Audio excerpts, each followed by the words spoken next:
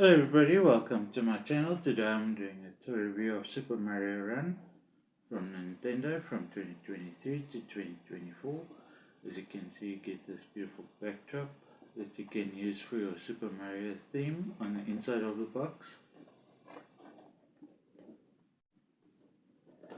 And in this video, I'm doing Toad. Toad's head can move.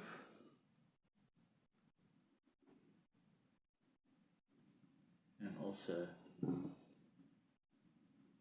his arms. Unfortunately, the legs can't move, and this would make a nice addition to your Lego City if you want a more realistic Super Mario theme.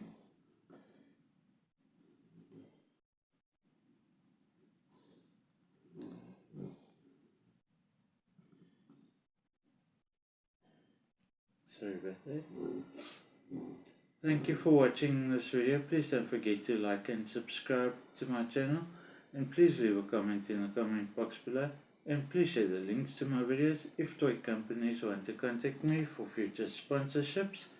My contact info is in a link in the description box below, or if they want to contact me via phone call, I would gladly put my contact number in the description box below, and I'll see you in the next video. Thank you. Bye.